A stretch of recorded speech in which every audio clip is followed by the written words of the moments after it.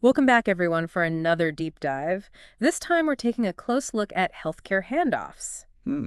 Interesting. We've got some really fascinating sources lined up for this one. Okay, I'm all ears. What do we have? We've got a research article that delves into the nitty-gritty of clinical handoffs. We've also got an excerpt that focuses specifically on breast implant complications. And to top it off, Yeah. a chatbot conversation that sheds light on what can go wrong when these handoffs don't quite go as planned. Sounds like we've got a lot to unpack. I'm excited to dive in. Me too.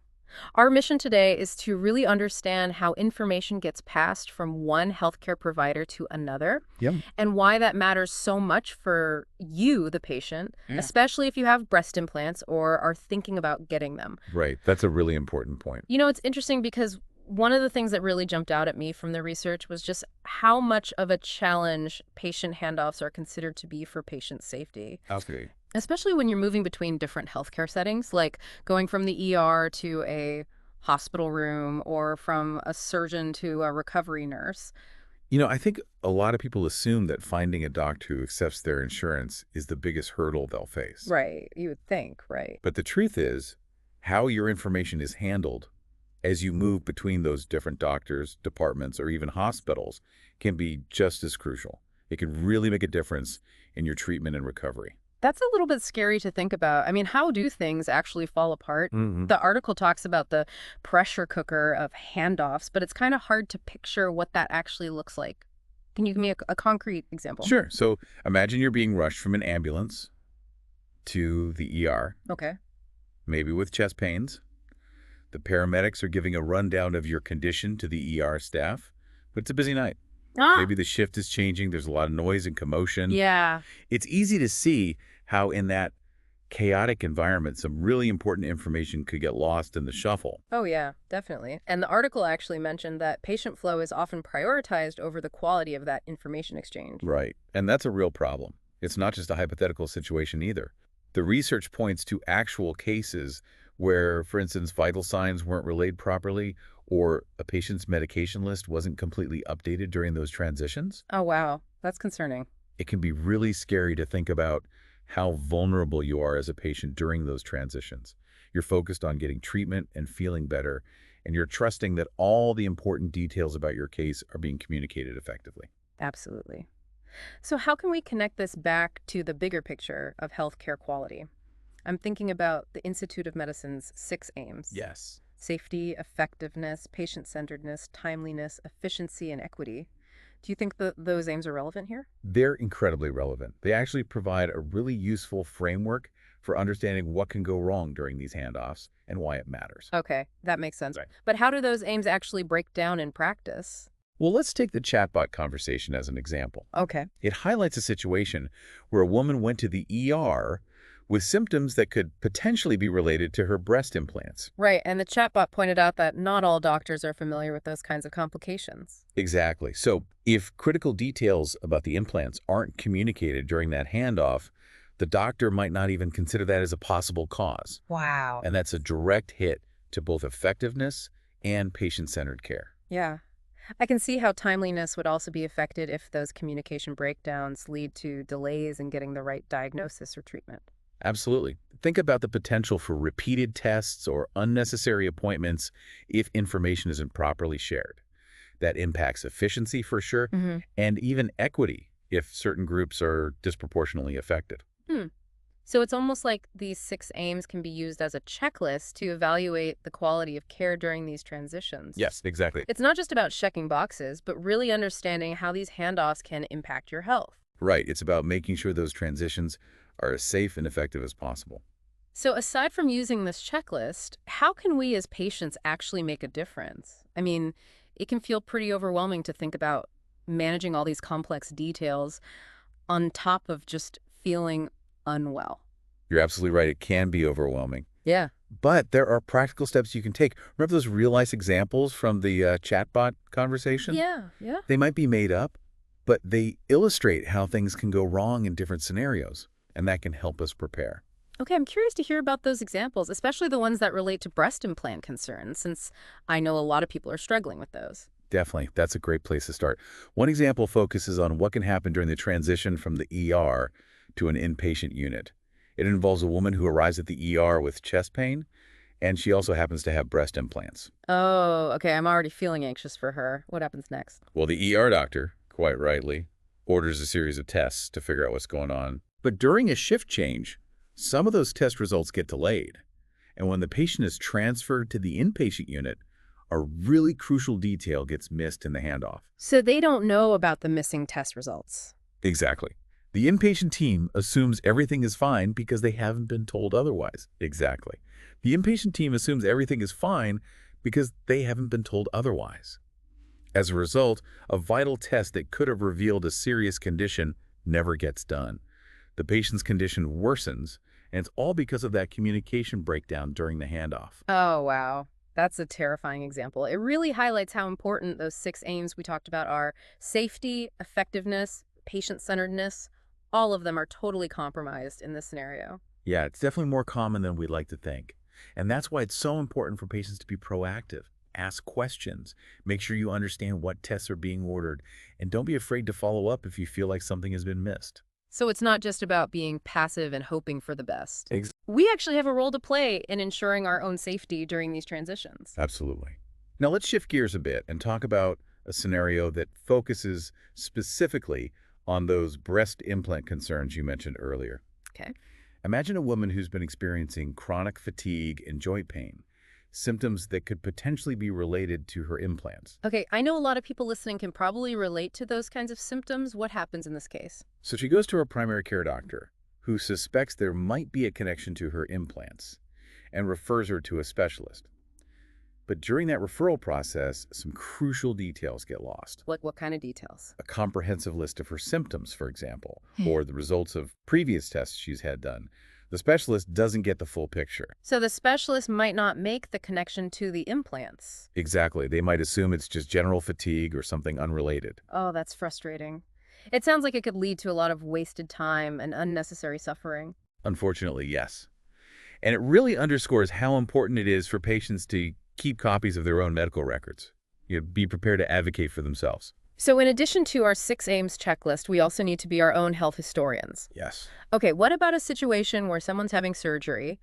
Are there specific risks with handoffs during a surgical procedure? Absolutely. Let's say a patient has just undergone breast implant explant surgery. During the transfer from the operating room to the recovery area, the surgical team fails to clearly communicate the crucial detail.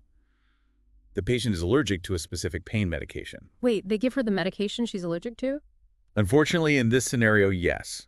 The recovery team administers the medication without double-checking the patient's records, and the result is a severe allergic reaction. Oh my gosh, that's terrifying. It seems like such a simple thing to check, but I guess in the rush of a surgery, things can get overlooked. That's right. And it really emphasizes the importance of having systems in place to prevent these kinds of errors. So what can hospitals do to improve these handoffs? It can't all be on the patient's shoulders, right? You're absolutely right. There are definitely things that healthcare systems can do.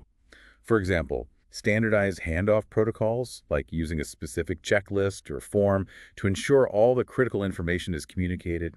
Some hospitals are even using technology to improve the process. Like electronic health records that can be easily accessed by everyone involved. Exactly.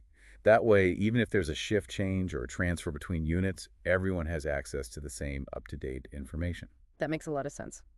Okay, so we've covered the ER, primary care, and surgery. Are there any other scenarios where these handoffs can be particularly tricky? Yes. Referrals are another area where things can get lost in the shuffle. Let's imagine a patient who has been seeing a specialist for persistent headaches and dizziness. The specialist recommends a follow-up evaluation in 3 months, but the referral gets lost in the system. So the patient is just waiting and waiting, assuming their primary care doctor will be in touch. Exactly. And meanwhile, their symptoms could be getting worse without the necessary follow-up care. So we need to be proactive about following up on those referrals and making sure those appointments actually get scheduled. Okay, I'm getting the message loud and clear. Patient empowerment is key. But it's also clear that healthcare systems have a responsibility to improve these handoff procedures. Absolutely. It's a two-way street, and when both sides work together, it can make a huge difference in patient safety and outcomes. Now, before we get to our tips for empowering yourself, I want to circle back to something you mentioned earlier about radiology. You said it can be a bit of a hidden hotspot for handoff challenges. Can you explain that a bit more? Yes, that's right. We often think of handoffs as happening between doctors and nurses, but the transfer of information from radiologists to the referring physician is equally important. So what kinds of things can go wrong with those radiology handoffs, particularly in the context of breast implants? Well, for starters, radiology reports often focus on the most obvious findings, things like tumors or fractures. But when it comes to breast implants, there's a risk that more subtle complications might be overlooked. Okay, I can see how that would be a problem. So let's say a woman goes in for a routine mammogram to check on her implants. What could potentially go wrong during that handoff process? Well, imagine the radiologist sees something unusual in the images. It could be inflammation around the implant or even a small tear that's not immediately obvious. But when they're communicating their findings to the referring doctor, those concerns don't get conveyed clearly. So the radiologist might not emphasize the potential seriousness of the findings. Exactly. And the referring doctor, seeing a report that doesn't sound any alarm bells, might not pursue further investigation. As a result, a potential problem goes undetected. It's like a game of telephone where the message gets distorted along the way. Right. And in this case, the consequences could be really serious. That's right. And it highlights why patients need to be aware of these potential pitfalls and be prepared to ask questions. Okay, I'm taking notes. Ask questions, keep copies of records, and be your own advocate. What else should we be thinking about when it comes to radiology and breast implants? Another thing to consider is that radiologists are often under a lot of pressure to see a high volume of patients. This time crunch can sometimes lead to reports that are less detailed than they could be.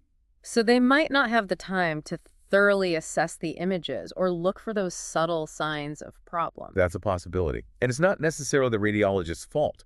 It's a systemic issue that needs to be addressed. So it's back to that shared responsibility. Exactly. Patients need to be proactive, but healthcare systems need to create an environment where thoroughness is prioritized, even when things are busy. Exactly. And that brings us to another important point, the use of standardized reports in radiology. What's the issue with standardized reports?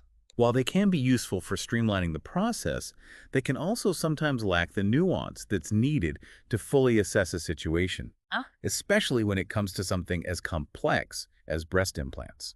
So a standardized report might just say implants present without going into detail about their condition or any potential concerns. That's right.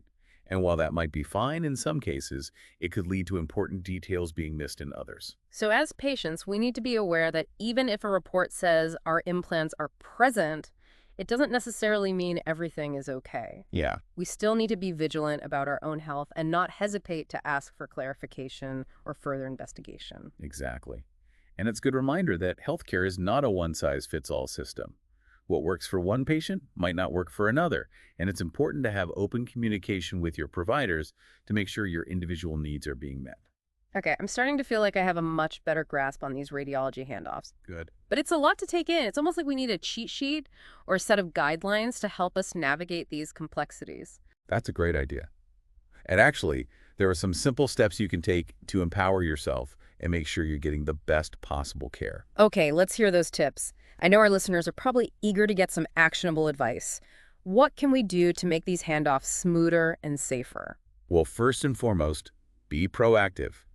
Don't be afraid to ask questions, request copies of your medical records, and make sure you understand every step of the process. It sounds like taking ownership of your health information is key here. Exactly. And when you're communicating with your healthcare providers, be as clear and detailed as possible. Provide them with a complete medical history, including any previous surgeries, implants, or allergies. Don't leave anything out, even if you think it's irrelevant. And if you have breast implants, be extra vigilant about communicating any concerns related to potential implant-related illnesses. Make sure your providers are aware of your symptoms and any relevant history. Absolutely. And don't be afraid to ask for second opinions or seek out specialists who are knowledgeable about breast implant complications. So it's okay to, shop around and find a healthcare team that you feel really comfortable with. Absolutely. You have the right to choose your providers and make sure you're getting the care that's best for you. Okay, those are some really empowering tips. What about the role of technology? Can that help us navigate these challenges? Definitely. Patient portals are a great way to access your medical records, track test results, and stay on top of your care. So we can actually use technology to our advantage and be more informed patients. Exactly. And don't underestimate the power of support networks. Connect with other women who have breast implants, share your experiences, and learn from each other's journeys. Yeah, that's such a valuable reminder that we're not alone in this. Absolutely not. There are resources available to support you, and knowledge is your best defense against these potential challenges. Okay, I think we've covered a lot of ground here. It's been a really eye-opening deep dive into the world of healthcare handoffs. It's definitely a complex issue, but by understanding the potential pitfalls and being proactive about our own care, we can make the system work better for us. So as we wrap up, let's recap some key takeaways for our listeners. All right. Handoffs are a critical but often overlooked aspect of healthcare. They really represent these moments of vulnerability for patients, and when communication breaks down, the consequences can be serious. We've explored some of those most common challenges associated with handoffs, from lost test results and incomplete medical histories to those more subtle ways that radiology reports can miss crucial details. But we've also emphasized the importance of patient empowerment. By being informed, proactive, and assertive, you can really navigate those potential pitfalls and ensure that your healthcare journey is as safe and effective as possible. And that brings us to our final provocative thought for you to ponder as we leave you today. What if healthcare systems implemented more robust checks and balances to actually prevent those handoff breakdowns in the first place? Could technology, with its ability to streamline communication and ensure data integrity, play a role in creating a more seamless and patient-centered experience? Those are really important questions to consider, and we encourage you to explore them further. Share your thoughts, experiences, and insights with us on social media using the hashtag #DeepDiveHandoffs. Your contributions can really help shape the conversation and drive some positive change in the healthcare system. Remember, knowledge is power, and together we can make a difference. Thanks for joining us on this deep dive. And until next time, stay curious, stay informed, and keep advocating for your health. That's it for this deep dive. We encourage you to continue the conversation online using that hashtag #DeepDiveHandoffs. Share your thoughts, your experiences, and insights. Let's work together to create a healthcare system where handoffs are seamless, communication is clear, and patients are truly at the center of their care. Until next time, stay curious and stay well informed.